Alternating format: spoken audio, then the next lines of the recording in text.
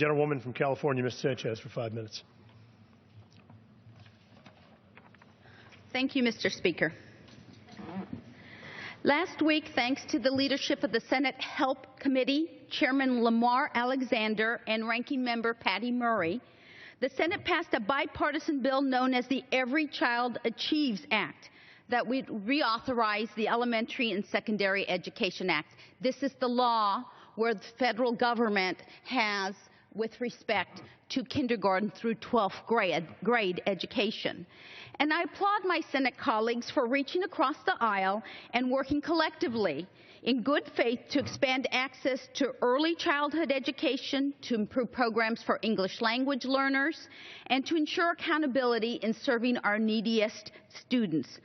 It is far from perfect, but in 2002, the reauthorization of the same act, known as No Child Left Behind, was implemented, and it gave this principle that we would look at the students who are falling through the cracks. It meant to serve our poor and minority students and students with disabilities and English learners. And after all, let's not forget that the original ESEA, the original one in 1965, had an exact declaration of policy that said, in recognition of the special education needs of children of low-income families. This landmark legislation in 1965 is a civil rights law. It reaffirmed Brown versus Board of Education.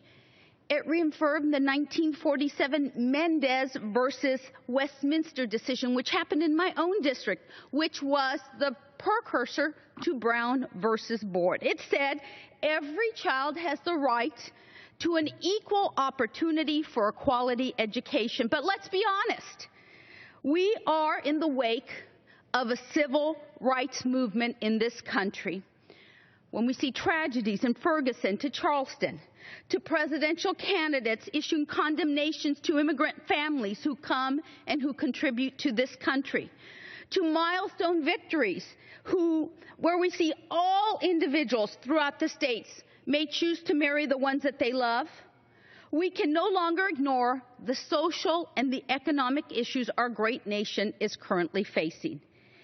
And it all starts in our classrooms, in the quality of the education, in the fundamental values that we impart to our children. That's why I'm also extremely disappointed in the House version of the ESEA, where it limits the opportunity for our neediest students. The Student Success Act, this is the one that the Republicans are putting forward, would take away $3 billion over the next 6 years from the 32 largest school districts and most diverse school districts in our nation. By the way, many of those students being Black and Latino.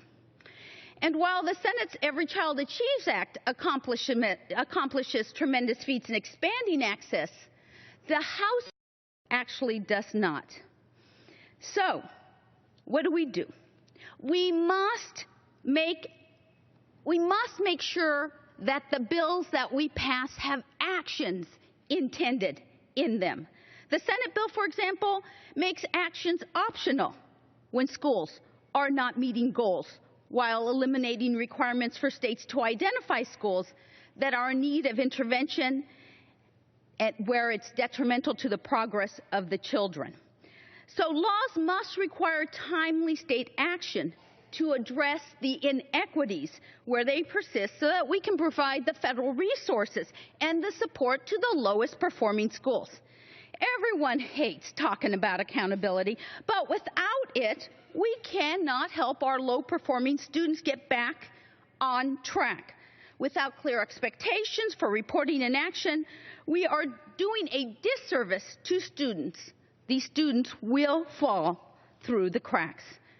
I look around this room and I'm proud to say that I am a public school kid, and many of us in this chamber are. We are products of our nation's public school systems. And look at us. Our communities have chosen us to be their voice.